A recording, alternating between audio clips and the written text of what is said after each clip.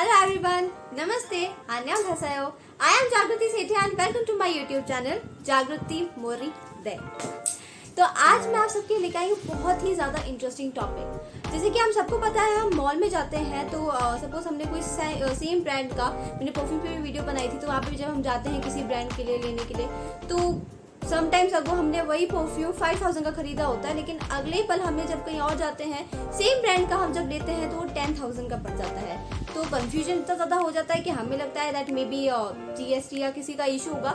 तो उसके लिए मैं आपका एकदम एक ऐसा सोल्यूशन लेके आई हूँ जिसकी वजह से जो कन्फ्यूजन है वो आपका एक बार में ही दूर हो जाएगा। बस एक सेकेंड आपको बस उसके लिए पढ़ना पड़ेगा। तो आज मैं आपको बताऊंगी कि जो ओडे से जो शुरू होता है, जैसे कि परफ्यूम्स, इस समय क्या डिफरेंस होता है, expensive perfumes and normal perfumes में क्या प्रॉपर डिफरेंस। तो चलिए शुरू करते हैं।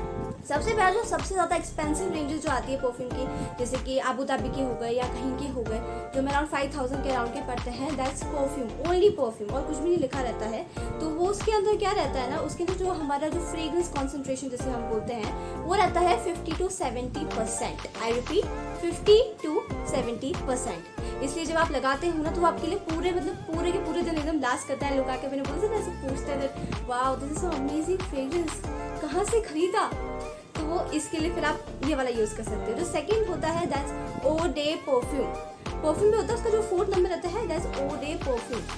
तो जहाँ तक मेरी रिसर्च है और जो नॉर्मली उसका फ्रेग्रेंस जो रहता है ना, वो अराउंड आप कह सकते हो कि आपको में भी आधे दिन, या कुछ परफ्यूम्स ऐसे भी होते हैं जो आपको एटलीस्ट अराउंड 8 आवर्स तक तो लास्ट कर ही जाते हैं। तो ये वाले जो परफ्यूम्स होते हैं इनकी फ्रेग्रेंस भी काफ़ी स्ट्रांग होती है, बस स्टिल तो उनका जो फ्रेग्रेंस कॉन्सेंट्रेशन होता है दैट्स अराउंड 30 to 40%। मैं आप इसे बोल देती हूँ 30 to 40%। तो कभी भी जाओ तो आप इस चीज़ को याद रखना। जो 3rd नंबर का होता है दैट्स ओ डे टॉयलेटे।